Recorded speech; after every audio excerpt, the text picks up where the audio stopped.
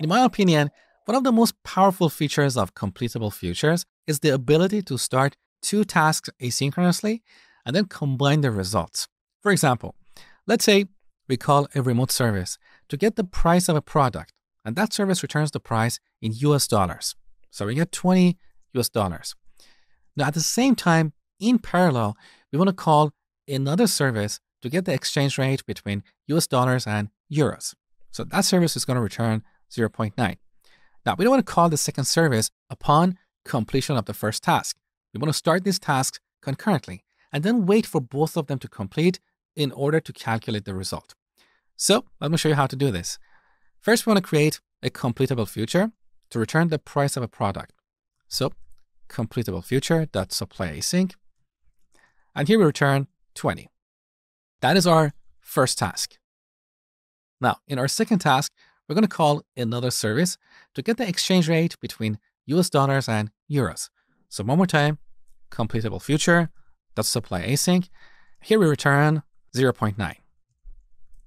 This is our second task. Now we call first dot, then combine.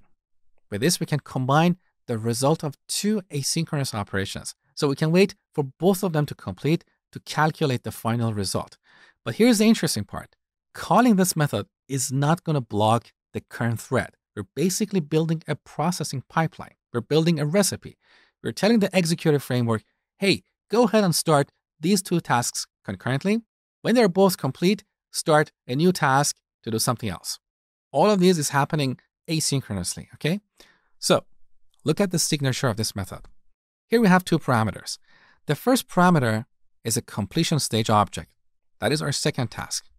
So let's pass that over here. Now, the second parameter is a by function. That is a function with two parameters that returns a value. Look at the type of these parameters. The first parameter is an integer. The second is a double. So these parameters represent the results of our tasks. So the first task returns a price in US dollars, and the second task returns the exchange rate. Exchange rate. So this is our by function. Now we get these two values, and based on these, we're going to calculate a new value. So here we can return price times exchange rate. Okay? Now, this method, then combine, is going to return a new completable future. So after that, we can call then accept. Here we get the result and print it. Now, let's reformat our code. That is better. So run. So the price is $18. Now let's make this example more interesting. Let's imagine that the first task returns the price as a string, 20 US dollars. Now we have a compilation error because we cannot multiply a string by a number. So in our first task, we should transform the result. So right after calling the supply async method, we call then apply. Here we should pass a function that takes a string and returns a new value. In this case, an integer. So I'm going to reformat this code. First we call supply async and then apply. So here we get a string. Now we call str.replace. I'm going to replace US dollars with an empty string. We could also use regular expressions. It doesn't really matter. This is a very basic transformation. So we get that. That gives us the price.